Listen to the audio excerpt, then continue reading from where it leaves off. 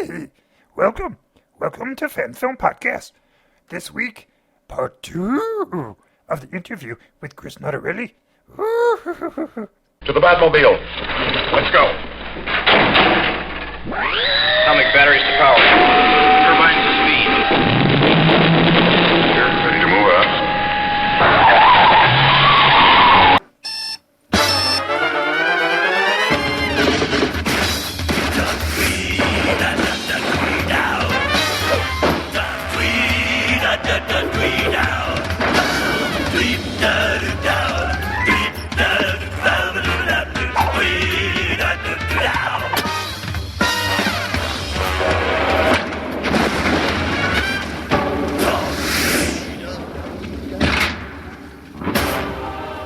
You cannot beat me. Me Superman, booby girl. Me destroy you. All right, can we please can it on the booby girl? It's Powergirl, okay? Powergirl. Chris had the unpleasant task of having to stuff Tanya's bra for that, by the way. Oh, poor That's baby. some more Every trivia for time, man. Every What a time. tough job. That's terrible. I'm telling you, man. The things you got to do. I know. Terrible. Right. How do you live with yourself, Chris? Very well. How did the wife react to that? Was that kind of a weird Give a thing? crap. Nikki does not give a crap. She's probably on the other boob. He's got one, she's got the other. You got the Howard Stern thing where he could grab the honkers of the strippers that walk in, you know. Hey, let me check out those new implants. It's awesome. Honk, honk. I just walk up and I'm like, all right, honey, we gotta pump these up. She's like, okay. I pull out the pillow stuffing and I lay The chicken cutlets. It's filmmaking, honey. It's what I do. That's great. I'm telling you, man, this is the best job in the world where you want to manhandle women. I say that in This the just most, turned into the chauvinist pig simple show. way possible, because I know who's listening to this right now, and it's just like, look, I'm not a scumbag or anything, and the girls, they don't care. I'm not like copping feels. I'm really serious. Yeah. It's funny to joke about this stuff, We're actually thinking about renaming the show Titties and Beer, because it's getting to that point right now. It's going to be the Man Show the Part 2. women that I work with and everything, they all know me, and they all know that I That's don't why they run when about they come. the look. I have to go in there and reshape your breasts. They know that I'm not getting any, sexual thrills out of this. I'm doing this because they don't want a bad movie. I don't want a bad movie. Here comes that Chris. Put him away, girls. I noticed that Mr. Notarile has a particular fascination with the Golden Age superheroes. Mr. Notarile. Are there any plans for any other Golden Age fan films for you? Or There could be. I don't think they're going to be fan films when they come out, though. They're more or less official things. I'm writing a JSA pilot for, basically the HBO world. I want it to be in a mature setting, but involving superheroes. Right. I figure with what DC and Warner Brothers are doing now with the direct-to-video audience and everything, there's a better chance for me in the next, 10 years to make it happen. So I doubt it's going to be a fan film. But, yeah, it's a beautiful thing these days with the directed-video stuff that's actually doing well. So I know. Who knew, right? Marvel actually made the wise move. I think they opened that up, actually. Which one was it? I'd say it was probably Marvel that made with that. that crappy Marvel Avengers really, movie. just took, they just ran with it, basically, with everything that they're coming out with the Avengers. Yeah, which... Really well. But, I want to do a JSA show, and I'm going to have... I'm picturing Dr. Midnight as kind of a CSI guy, because he's all... kind of going in that direction, but the thing is, the most important thing, everybody wears their costume for goddamn good reasons. It's not, oh, hey, look at me, I'm wearing a costume, and it's not, hey, this is Smallville, no one wears a costume, and if we wear a costume, it's some fancy, designer outfit. Right. I saw the picture of Black Canary with, the black makeup, sprayed across her face. Yeah. That was, the worst Blade Runner parody I've ever seen in my life. I'm a gigantic Smallville fan. I was happy that they ran with, the stripes on her gloves and the boots, kind of, just to give her that Black Canary feel, but I think they're trying to kind of go in their own direction with it by doing that little fruity mask thing. I didn't really like it, per se, but... I think it was crap. I think the only redeeming factor of Smallville is Green Arrow. That's the only redeeming factor, in my opinion. I'd have to disagree with you on a lot of fronts. Yeah, I like that show. Oh, fine. I'm a huge fan. Yeah. Well, fine, Rotten Hell. Lex Luthor's leaving next season, so it'd be interesting to see what happens. Well, he's not really Well, leaving. all I'm He's gonna just say is, doing. If you're such a wonderful Smallville fan, tell me this. How is it that Clark Kent has already made friends and, if not already had sex with Lois Lane without his glasses on? Well, how do you think he's going to get away with being Superman now? Is this woman stupid? Yeah, but Smallville is. the way I look at Smallville is it's spin-off out of its continuity. It's its It is, own it's its own beast, and I don't look Yeah. You're at out of it. your element, Donnie. You're out of your element. That's what it is. This isn't Dick Donner here. I don't see it involved in the comics. It's just something different. It's out there on its own. But you're never They were gonna going for the Superman out of it. WB audience, but they caught a lot of fanboys at the same time. You know, they were going for that, oh, he's so dreamy. Look at Tom Welling. They got that element. But now they get the fanboys who like the show, like me. And so. Do you think Tom Welling's that dreamy, huh? He is. I Boing, oing, oing, oing. don't know. Well, I'll tell you one thing. He should have been Superman, not fucking Brandon Routh. I agree. I know. He's more of a Superman than Brandon Routh. He's awesome, man. I still think He he's playing does a such a good job really as wrong Batman. direction for the show. I you know what? Call me a stickler, but Stickler? I'm a fan of continuity and, making things work in terms of continuity. Well, that would be why you don't like Smallville. That would be why I don't like Smallville indeed. With my JSA idea, I'm going to try and basically tell the story of the JSA in, a couple episodes and then get into some real story with, the villain and everything. What I want to do, I'm taking the lead from New Frontier so that the initial original Justice Society, disbanded in the 40s and the 50s. Not even the 40s, even before that, during the McCarthy era, whenever the hell that was, I forgot. I haven't been in history class in a while. Then he came back in the 70s and 80s as the All-Star Squadron. It was right after World War II, the McCarthyism came in, and I figured that forced the Justice League, the Justice Society, to say, screw this, we can't handle it anymore. And our man got stuck in the time zone, and a lot of the stuff rings true.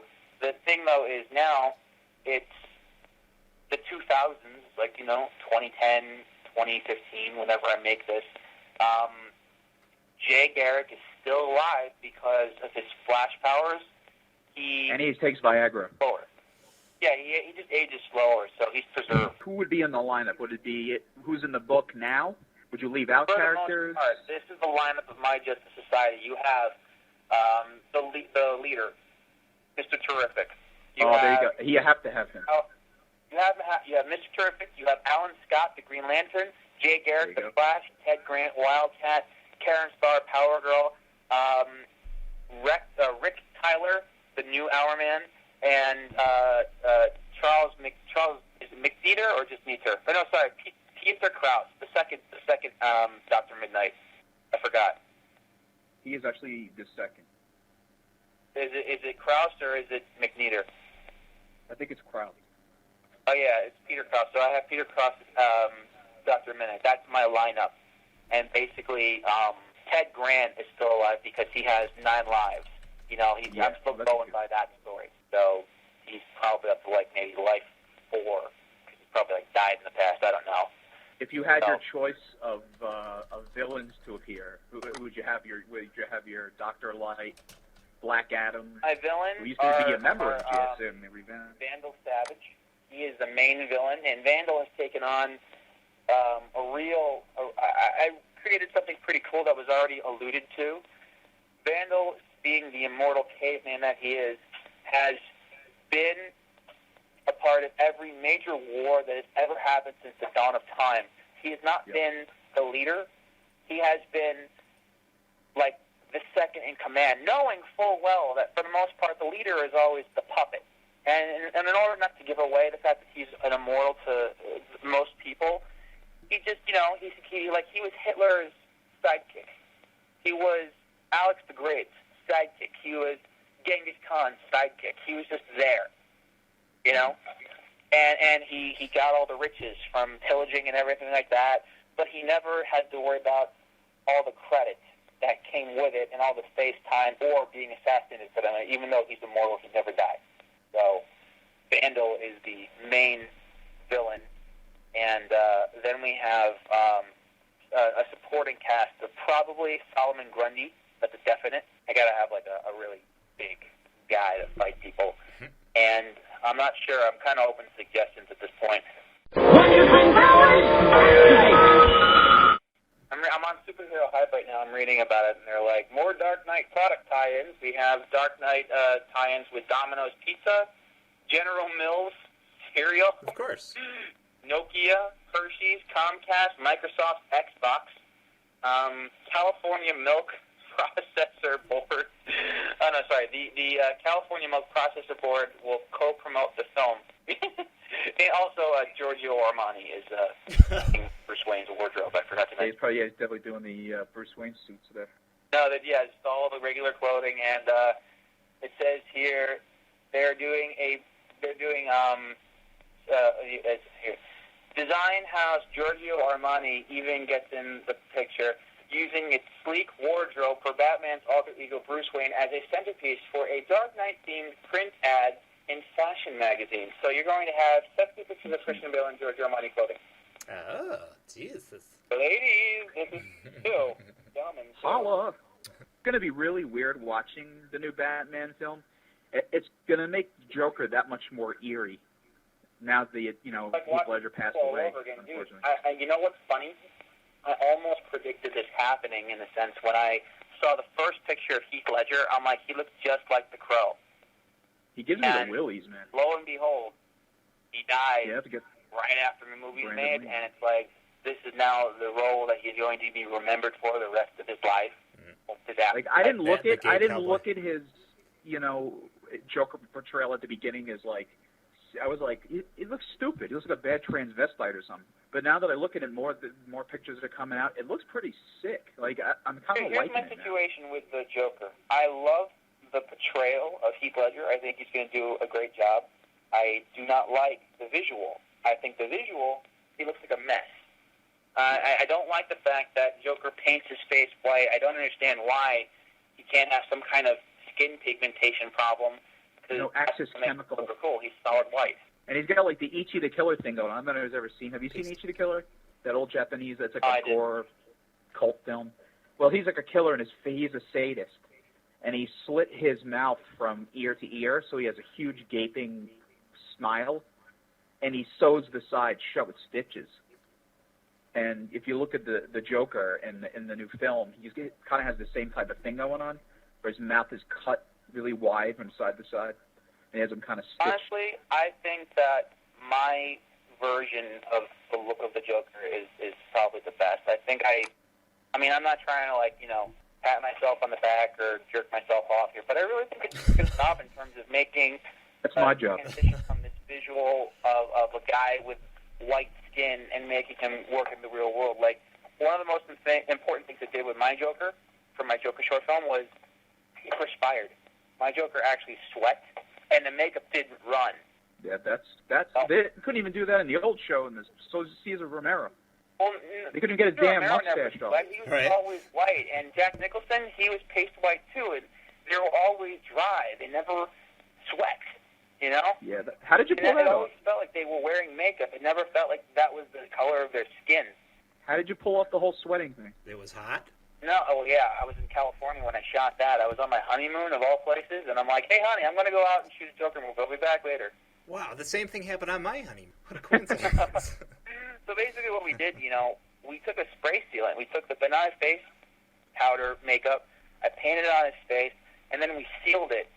So it's the equivalent of putting hairspray on, and it just created a layer of skin that would not come off, and you just blotch it every now and then for extreme sweating and facial creases, but for the most part, it's on there, and it's great. So we did that. I put a bit of redness under the eyes to make it, to make them look kind of sickly, like sunken in kind of and zombie kind of. No, I wanted to show that it was a skin discoloration and not he's wearing makeup.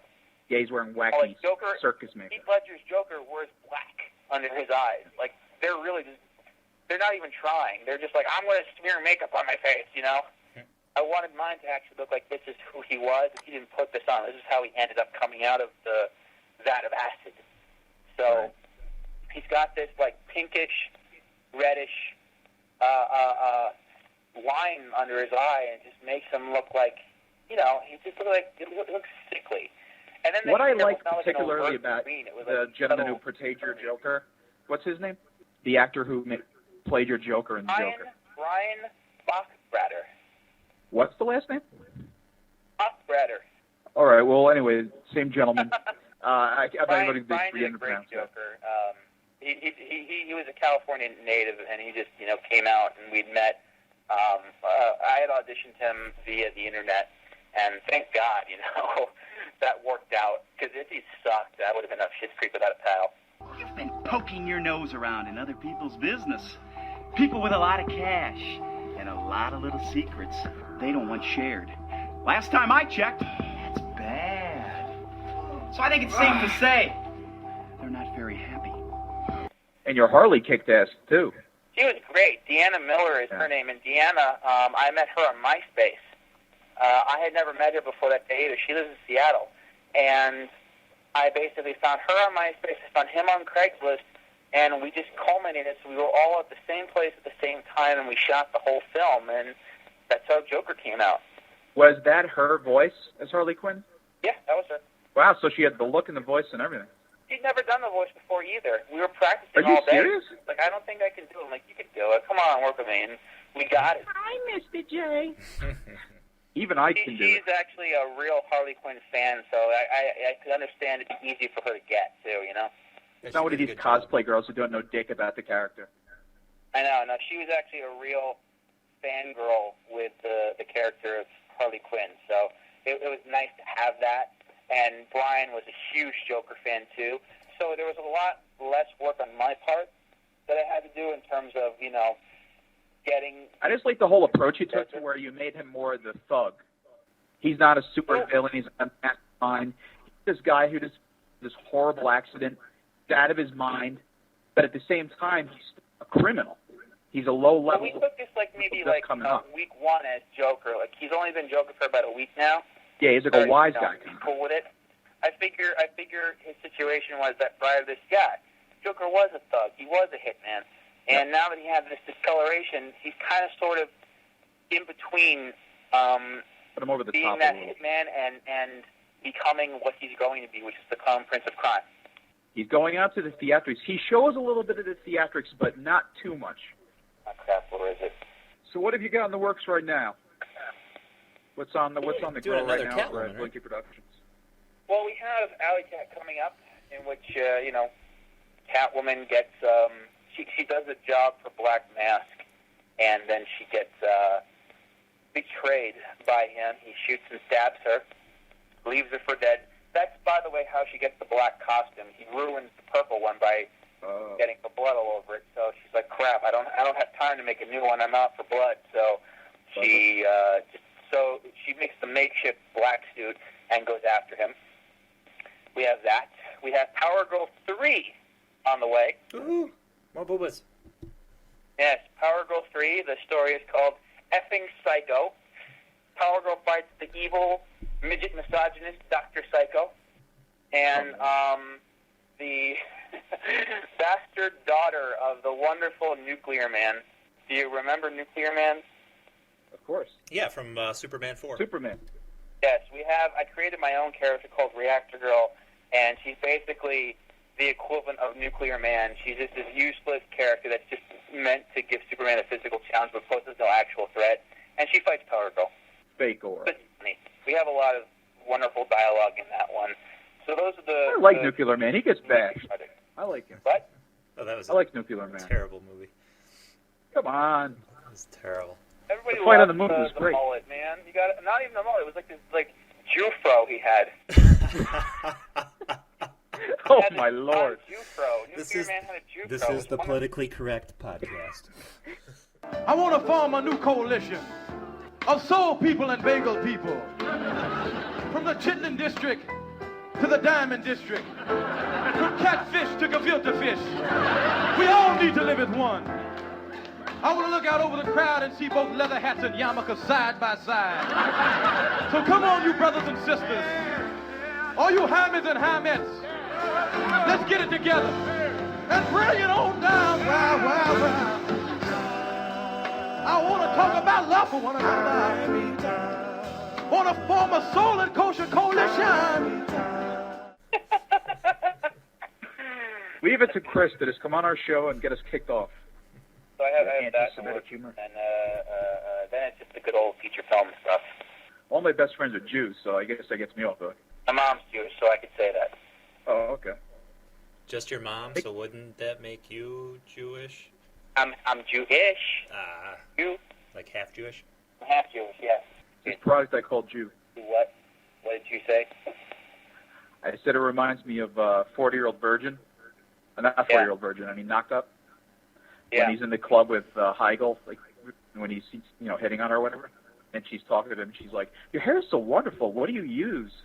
And she's like, "Well, it's this product I called Jew. It's lovely product." I cannot believe he's going to be the Green Hornet. Oh no! That big fat guy? Yeah, Seth Rogen's playing. My girlfriend says that I look like him. No shit. Oh yeah, really. Person bastard. Yeah. I like him. He reminds me of myself. He's got to work out if he's going to be the Green Hornet. Well, that's what I said, but I don't know. I mean, he's writing Green Hornet. He's signed on to star in it. They want to get Stephen Chow as Kato. It's not a bad choice if you ask me, but yeah, man, they want him to be Green Hornet. I'm like, is he a fanboy at all? Comedy? Yeah, he's a fanboy. But seriously, like, come on, dude. Yeah, I don't... Whatever happened with Kevin Smith? I mean, he had the script for a while. Yeah, I think he pussied Kevin out. Smith pushed out. Yeah. Oh, pussy. He's too busy making Clerks 15. No, he's just like, I can't do it. I can't see myself actually doing something serious or that high end in budget and quality. I'm like, yet you mock Tim Burton for making Batman and wanting to make Superman, and yet, I mean, I'm grateful that he stood up and said what he said about Burton. But seriously, dude, like, shut up, man. If you don't have the balls to do it yourself, don't knock other people. Right. I have the balls to knock Tim Burton because I have the balls to make a Green Hornet movie. Hell, I got the balls to make a Superman movie. You've got a lot of balls. I got a lot of balls. I got balls to go around. I'm like a quadruple ball. You got more balls than a soccer team. I have so many balls it looks like a grapefruit. Not a grapefruit. What is when you get all those grapes on like the vine? Bunches. A bunch of grapes. Lots of grapes. Ay, caramba. I have nightmares for weeks. Is this a fan film podcast? I know. What the I hell got are we one doing? for you guys. You guys will appreciate it. Okay, I'm going to do my Gilbert Godfrey impression for you right now. You ready? Oh, no. Okay. A man is walking down the beach. He sees a woman, a quadriplegic woman. No arms, no legs, nothing. And he looks at her and she's crying. And he bends over and he says, "Why are you crying?" And she says, she looks up at him with her no hands and no legs. And she says, "I have never been kissed in my entire life." So he bends over and he kisses her. And he starts to walk away. And then she starts to cry again. And he goes, "Why are you still crying?" And she says, "I've never been fucked in my whole life." So he goes, "Really? You've never been fucked in your whole life?" "Never." So he picks her up and throws her in the ocean and says, "You're fucked now." Oh. Badoots.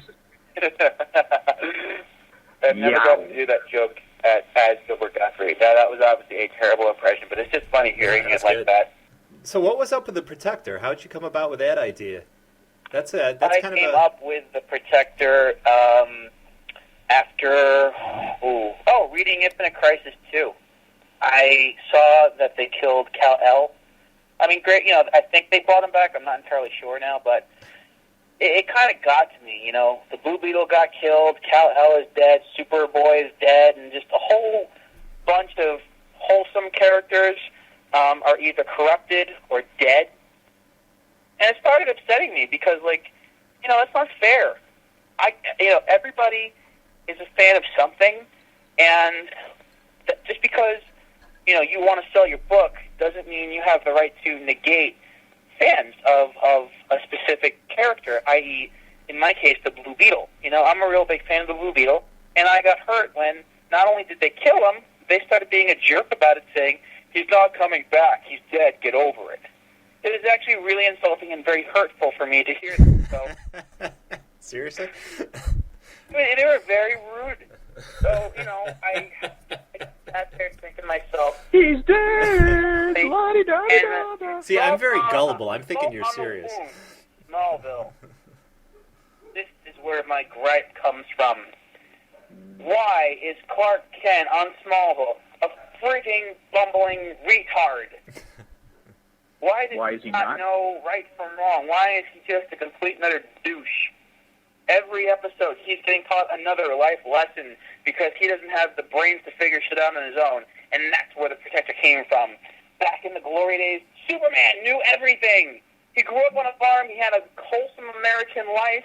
His parents taught him right from wrong, and it stuck with him. Well, if you look at the old Smallville episodes, you know, John Snyder, I mean, he's great. I mean, he tries to instill these values, and if you watch him now on the later seasons, where you could tell he's got that. You know, he's got the whole, like, I'm a man now that my father's dead, I have to take over and be the man. You know, his mom moves away, now he's got the farm by himself. So, I mean, he is growing up. It's not like he hasn't, like, matured mentally. Because it's dramatized, you know, teen TV, they didn't have that when I created the Protector, and it was just starting to really, you know, bug me. I'm glad that they're evolving him now, but it just took him forever. So I created the Protector as like a statement, basically, to say that, A, you know, because of sales, comic owners are just killing off characters for no apparent reason and bastardizing them on top of it. And, you know, this generation really needs a slap in the face. Someone to say, hey, stop being a jerk and, you know, start doing the right thing because it's the right thing to do. Don't do it for money. Don't do it because your government tells you to. Do it because you want to do it.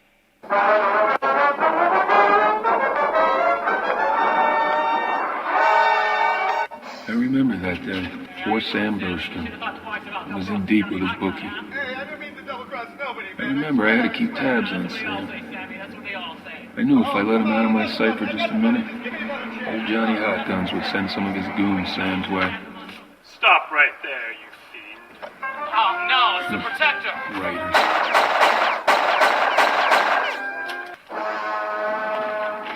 Now, why would I do that? If I'm bulletproof, then there's no need for me to duck if they throw a gun at me. I swear, sometimes Hollywood makes no sense. Yeah, there's just a lot of messages in the Protector, and the character himself has a lot to say. Like, the short film you saw, I made specifically at a time of my life when I was mad at comic books. The character and the news story has evolved since then, in the sense that what you see from the short film is only a quarter of the story. There's a lot more now to be said to it that, like, that's not the ending. That's the end of a chapter, if you will.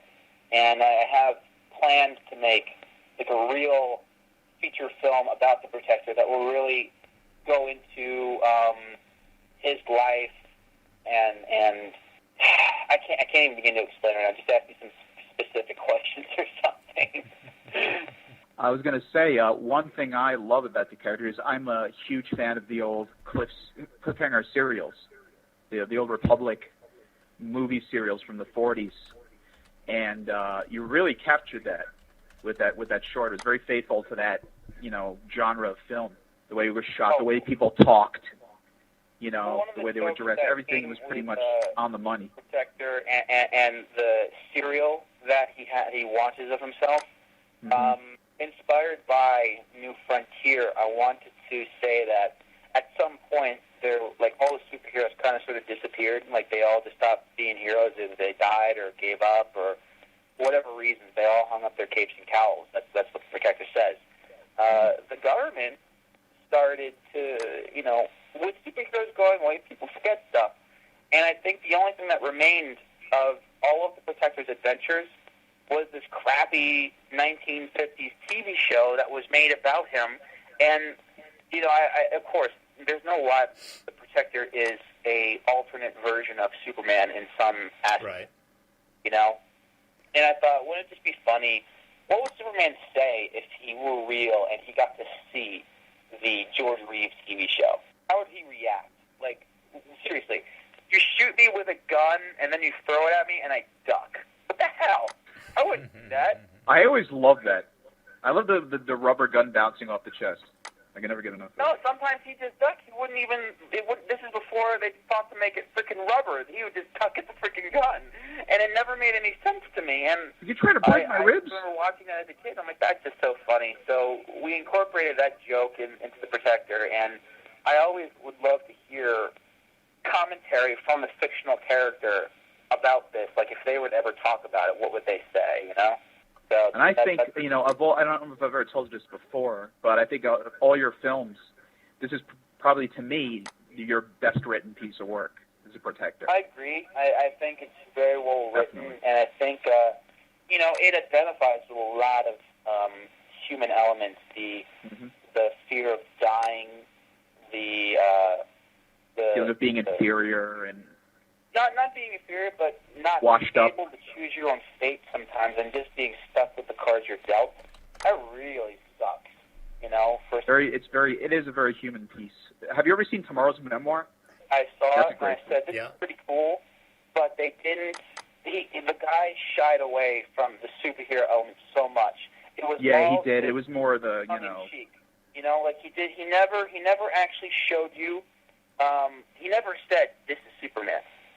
Yeah. He's like, "Oh, my name is Clark. I was a reporter. I was a superhero. There's an Agent Wayne after me," but he never flat out said, "Yeah, I'm Superman." It's Kate's wonder, and I know he did that for legal reasons, so he could sell the movie and get away with it.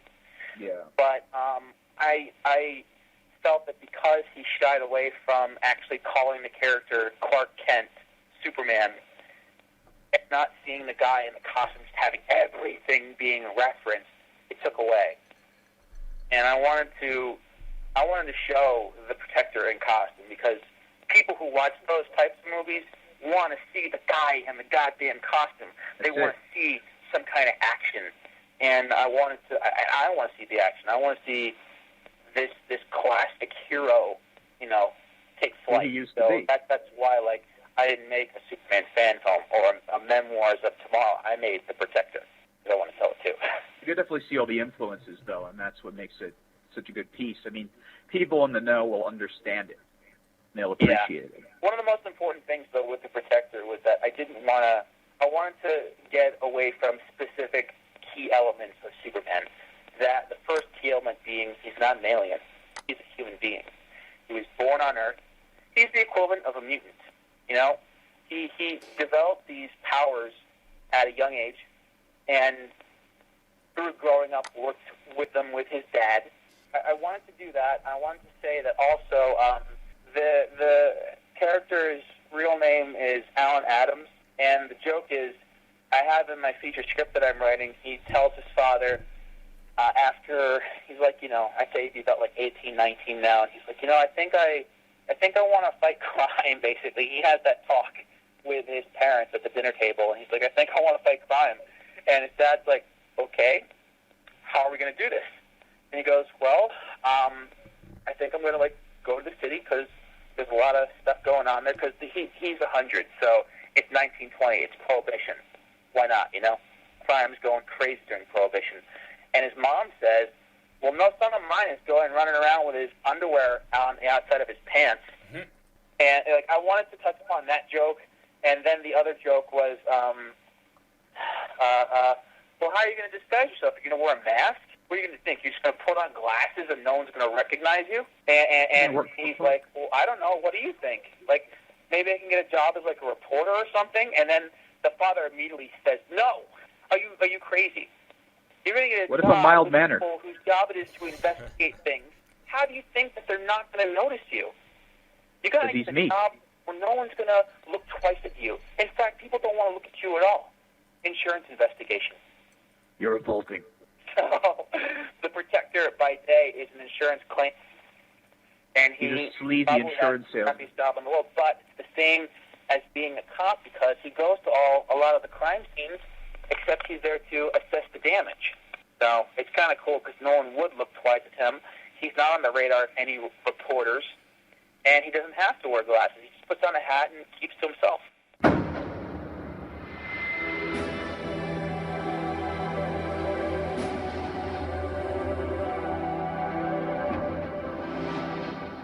Getting back to fan films, I think Superman Returns was the greatest fan film ever made. This is true. It was That's a good point. I never thought about it. fan film ever made. If you ask me, $250 million to a fan film. Take that, cholera. That's when they're growing, bitch. Seriously, what the hell was he thinking? He's just like, I'm going to suck Richard Donner's balls for the next hour and a half, 2 hours, and completely screw up his costume. To do with Superman. Make him younger when he comes back. It's a sequel, and he's younger. Everybody is younger in a sequel that takes place 5 years later in movies. I like to entertain myself with the thought, like, he went out into space, he went to Krypton, and he got stuck in some kind of weird time warp thing before he came back, and somehow reversed him in age. Superman got stuck in traffic coming home. But that's what I'm like, what happened there? It's basically stick in my friend James Marsden, and we'll stick in another kid who has superpowers, and we'll make him. Let's put in Cyclops and Tobey Maguire. Out there like that don't carry condoms on their utility belt, like Batman. Why does Superman, the Boy Scout, have to have a 5-year-old bastard child? Not only that, when he comes back from Krypton, he returns. He not only tries to break up a marriage with Lois Lane and James Marsden's character, he also doesn't want to accept responsibility for having his own kid. So leaves the kid in the custody of these people. What a douche. He's a super bastard. He's a super dick, that's what he is. He's a super jerk. He's going to break up the relationship, but not take after the kid either. It's like, oh my God, you are horrible. I hate you. Die. He's a typical deadbeat dad. He is a deadbeat. Oh my God, it was disgusting. He just happens to be Hey, not kidding. This is lore. This is actually part of the Superman mythos now. I want some DNA to prove that's my kid. The kid wasn't affected by kryptonite, so he's not Superman. He's some mutant. But you don't get. So he's not paying super child support. Super alimony. You know what's funny though about Superman? He's not super screwed by paying super child support. I'm super broke. Shit. Absolute bullshit incarnations of the story and character. How is it Lois Lane manages to go 5 years without dying or getting into a perilous situation, and the second Superman comes back, boom, she's on a plane with a rocket strapped to the top of it that goes up into the sky, and boom, she's going to crash and die. That's way too convenient. What uncanny luck. What timing. I hate that movie. I despise that movie, and I think all fans should walk Bryan Singer's ball. It was a slap in the face to me, because that's my boy. Big Blue is my favorite, so. You know what the other problem is?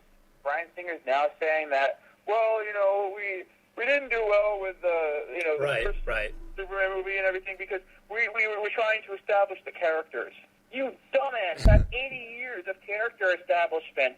You don't have to establish anybody, man. Yeah, he's saying that that movie was the emotional movie, and now the next movie is going to be the kick-ass movie. Whatever. Is that what he's trying to do? Do it all in one job. You're not good at what you do. Bryan Singer doesn't know how to direct a good first movie. He only knows how to do sequels. He's a sequel guy. X-Men was good. What did you guys think about X-Men 3? I liked it.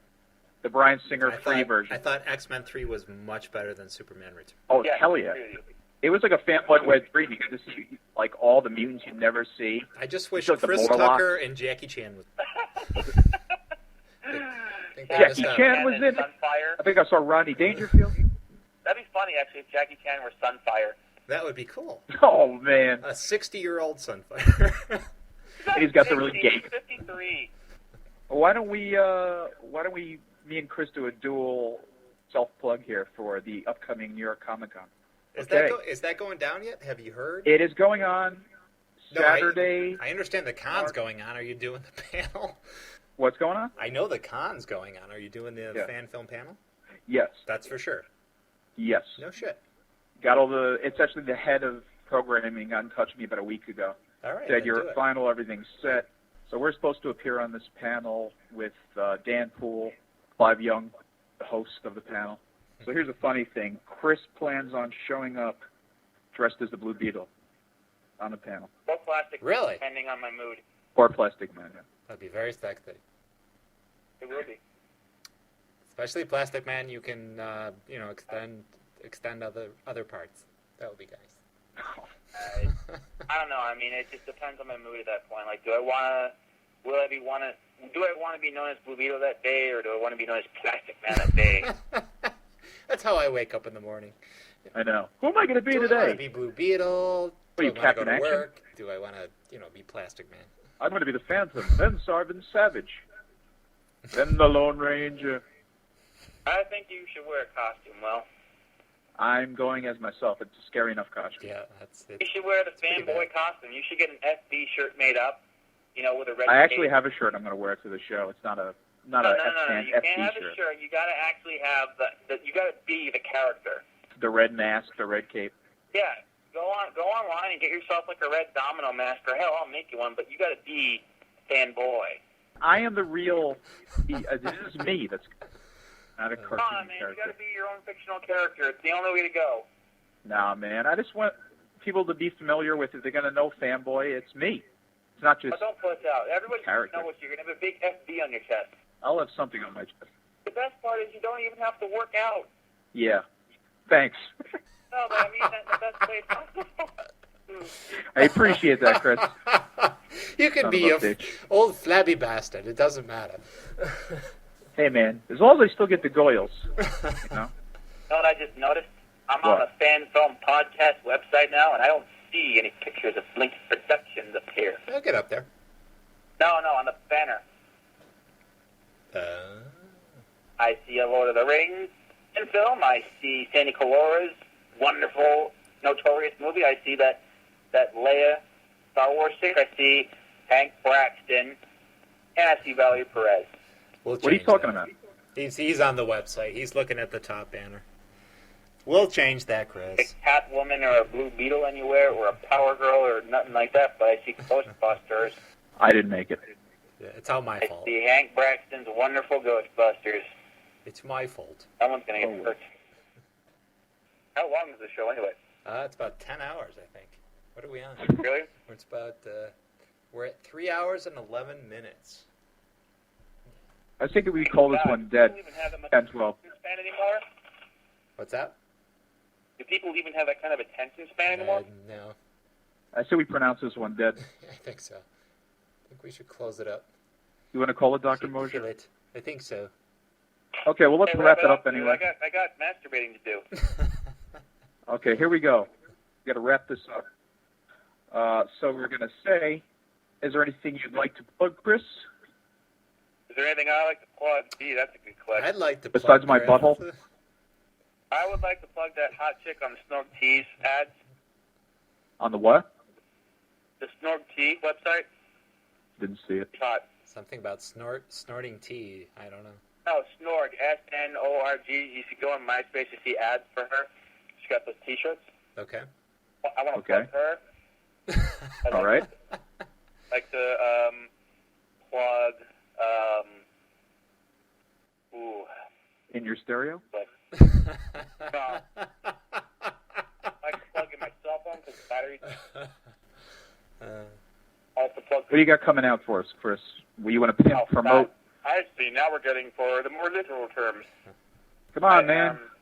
Methodic. I'm eating a cookie right now. Methodic is my feature film, which will be out on DVD later this fall, hopefully. You can go onto the website, blinky-productions.com, and you can watch the trailers and learn more about it. As soon as we get Jesus, swallow the cookie already. We have a brand new Catwoman coming out. I recommend Henchman. Oh, and Henchman. I saw it for the first time the other day. It was funny. The little film that could. Yes. Henchman. I play 7 characters in this movie, and I interview them. Did you see that, Mosier? Nope. Yeah, I didn't see it That till is yesterday. funny. It's funny. Henchman is a funny little rat bastard of a film I did. It's not quite a fan film, not quite a short film. Mm-hmm. But those in the know will appreciate it. I will check it out. It's a little bit of a, yeah. He's really enjoying that cookie. Yeah. Henchman is funny. I specifically like it because I get to be everybody in the film, and it's just funny hearing my responses to I'm every woman. kind of, but not, no. And that's about it. That's it for me. Kind of on the winding down side of movie making right now, you know. Got Comic-Con coming up, that's about it. Thanks for doing this with us. Oh, thank you, Chris. And thank you, Will. Thank you. Wonderful. Yay, gentlemen. Thank you, sir. We appreciate it very much. Keep making those fan films, and we'll keep having you back. Absolutely. Oh, I will. I will indeed will. Hey, Chris. Guys. You're a maniac.